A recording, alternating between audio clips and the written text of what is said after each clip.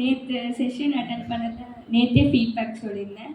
Sir வந்து நிறைய hormonal changes, எப்படி பழகணும், எப்படி பிஹேவ் பண்ணணும், குட் டச் பேட் டச், ஒரு இடத்துல எப்படி இருக்கணும், ஒரு பிராண்டை எப்படி மாறணும், படிக்கிறது முதல்ல, ஃபஸ்ட் பேரண்ட்ஸை லவ் பண்ணணும், அதுக்கப்புறம் சிப்ளிங்ஸ் அப்படின்னு சொன்னாங்க.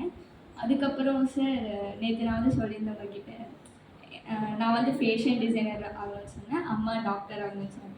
அதுக்கப்புறம் நான் ஒரு 1 இயர் அம்மா தான் டாக்டர் ஆகணும்னு சொல்லியிருக்கேன். அம்மா டாக்டர் ஆகணும் அவங்க வந்து என்னாக சொன்னாங்க. அதுக்கப்புறம் நான் ஒரு 1 இயர் ஆர்கியாலஜிஸ்ட் படிக்கலாம்னு சொன்னேன் சார்.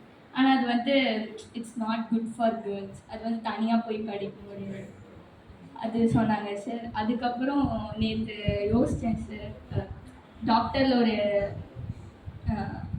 அது அந்த பொசிஷன் பிடிக்கிறது கஷ்டம், அதை நான் ஈஸியாக பிடிச்சி அங்கே போகணும்னு முடிவெடுத்தேன் சார். ஐ வாண்ட் டு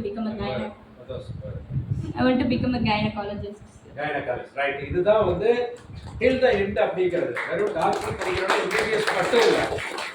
நான் எம்டியா போறேனா, சர்ஜனா போறேனா, ஓஜியா போறேனா, அப்போ ஒரு கைனகாலஜிஸ்டா போகணுங்கிறதா டில் தி எண்ட். நம்ம கடைசி இலக்கு எந்த இலக்கை நோக்கி போகிறோங்கிறது ஃபைனல் டெஸ்டினேஷன் வரைக்கும் அதை ஃபிக்ஸ் பண்ண தெரியும். சரிங்களா? ரைட், வெரி குட், வாழ்த்துக்கள். முடிச்சுட்டு கவுன்சிலிங் எப்போ கூப்பிடுங்க, நல்ல நீட்டில் எடுக்கட்டும். எந்த சென்டரில் ஃப்ரெண்ட்ஸ் இருக்காங்களோ அப்போவே ரெஃபரல் கொடுக்குறேன்.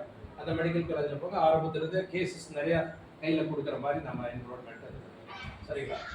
சரி, பாசிட்டிவ் செஷன்னால தான் இந்த முடிவு. அதை உருவாக்கி கொடுத்தவரை இங்கே பாருங்க. செல்போன் உபயோகத்தை குறைக்க சொன்னல, கையில் பிடிச்சிட்டே சுற்றிட்டு இருக்கிறாங்க. சரி, செல்போன் உபயோகம்லாம் குறைச்சிக்கலாமா எப்படி?